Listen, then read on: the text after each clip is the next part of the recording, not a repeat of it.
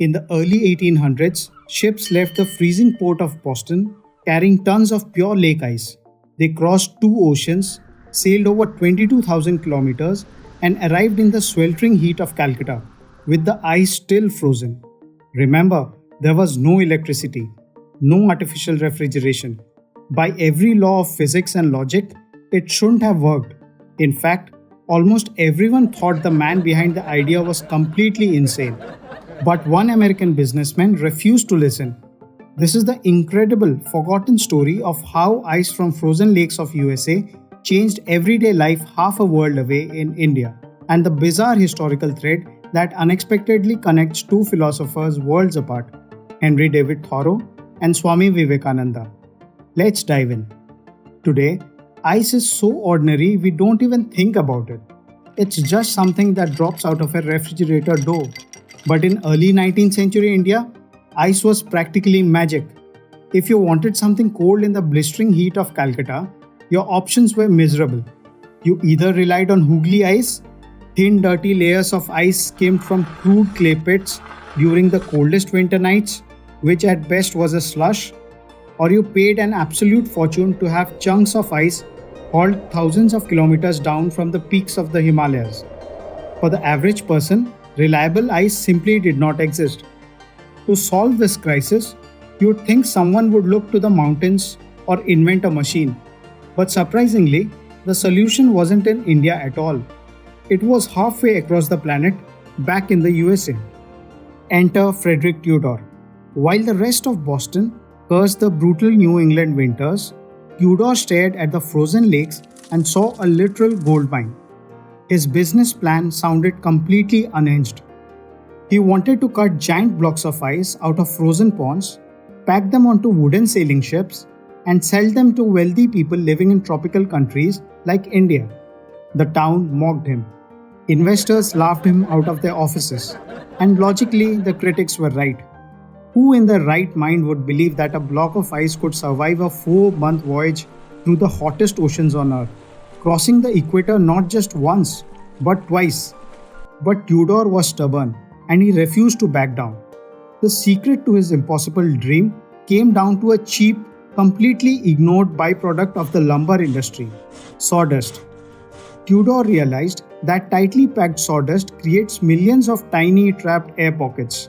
These pockets act as a powerful natural barrier, slowing down ambient heat before it can reach the ice. He also figured out a core rule of physics. Massive blocks of ice melt much slower than smaller ones because they have less surface area exposed to the air. Armed with this knowledge, he didn't just toss the ice on board. He carved the ice into massive blocks and stacked them flush against each other inside the ship's hold, filling the gaps with sawdust, leaving zero room for warm air to settle in. Finally, he modified the ship itself. He turned the hull into a giant double-walled thermos, packing the gap between the walls with tree bark, hay, and charcoal. It was a masterclass in basic physics. But theory is one thing, and real-world trial is another. On May 12, 1833, a ship named Tuscany quietly cleared Boston Harbor carrying 180 tons of ice. Then came 4 grueling months of absolute silence. Back in Boston, everyone assumed the worst. Every tropical sunrise, every scorching day at sea meant the cargo was slowly bleeding away. By the time the Tuscany finally sailed up the Hooghly River towards Calcutta in September, no one knew if they were carrying a miracle or just a hull full of lukewarm water. A massive skeptical crowd gathered at the Calcutta docks. As the crew stepped forward and cracked open the heavy insulated hatches, the onlookers braced themselves for the ultimate anticlimax, a massive puddle. But out of the dark hold emerged massive, gleaming, rock-solid blocks of ice. Against all mathematical and physical odds, over 100 tons of winter had survived the journey to the tropics. What began as a laughed-at gamble instantly became one of the greatest business triumphs of the 19th century. Word spread like wildfire through the streets of Calcutta. Crowds lined up just to touch the frozen blocks. For many locals, this was the very first time they had ever seen or felt real ice. Almost overnight, the luxury landscape flipped. The wealthy were suddenly serving ice chilled drinks and frozen desserts at lavish parties, while local hospitals finally had a weapon to treat deadly fevers and heat stroke. The success of Tuscany proved this wasn't just a lucky fluke, it was a gold mine. Soon, an entire fleet of American ships were charting courses towards India. But shipping the ice was only half the battle. Once it landed in the scorching heat of Madras, Bombay, and Calcutta, it faced a ticking clock. To beat the heat, Tudor constructed architectural marvels, massive fortress like ice houses. Built with thick brick walls, soaring ceilings, and packed with a layer of organic insulation, these buildings could keep hundreds of tons of ice frozen for months at a time. From these buildings, an army of workers fanned out across the cities every morning, delivering blocks of ice in custom insulated horse carts.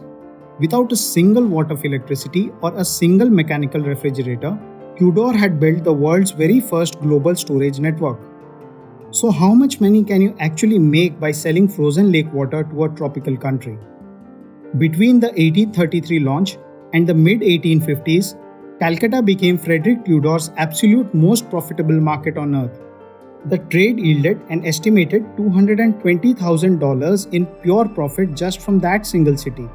In today's money, that is equivalent to well over $6 million. The man, who was once mocked as a lunatic, was now officially crowned the Ice King. But behind the massive profits and global shipping lanes, there lies a quieter, incredible poetic story. As workers and machines hacked away at the frozen surface of Walden Pond, they were being watched by one of America's greatest philosophical minds, Henry David Thoreau. Thoreau was living in a tiny hand-built cabin right on the water's edge. He didn't just see the men moving frozen cargo, he saw a spiritual bridge. Watching the blocks haul away, he imagined their journey across burning oceans. In his masterpiece Walden, he penned a line that still gives goosebumps today. Thus it appears that the sweltering inhabitants of Charleston and New Orleans, of Madras and Bombay and Calcutta drink at my well. Decades later, the physical ice trade began to melt away, replaced by modern electricity. But the history left behind an incredible footprint. In 1897, the massive brick ice house in Madras was no longer holding frozen water. It had been repurposed into a residence. That exact year, a young Indian monk named Swami Vivekananda arrived in the city, fresh off his historic triumphant speech at the Parliament of Religions in Chicago. For 9 legendary days, Vivekananda stayed and lectured inside the very same building. Today, the structure still proudly stands on the Chennai marina, beautifully preserved and renamed Vivekanandar Illam. Think about the sheer beauty of that connection. 2 world-changing thinkers, 2 completely different oceans, bound together across history by a single frozen American lake. For decades, American ice crossed treacherous oceans to cool India's hottest cities. But every empire has an end. By the late 1800s, the world had caught up. The invention of mechanical refrigeration changed everything. Suddenly, machines could manufacture ice anywhere, locally, cheaply, and year-round. One by one, the grand ice ships vanished from the horizons, and Tudor's impossible trade quietly melted away. But the legacy survived. The lessons learned from packing sawdust into wooden hulls laid the literal foundation for the modern cold chain logistics we rely on today. Every refrigerated cargo ship, delivery truck, and vaccine warehouse moving life-saving medicines across the globe traces its lineage straight back to Tudor's floating thermos. It's a powerful reminder of what these 2 cultures saw so clearly. Sitting by the very waters that gave birth to this trade, in his masterpiece named after the pond itself, Walden, Thoreau wrote, "Time is but a stream I go fishing in. Its thin current slides away, but eternity remains." And on the other side of the exact same trade route, Vivekananda echoed the very same truth: birth, growth, development, decay, death.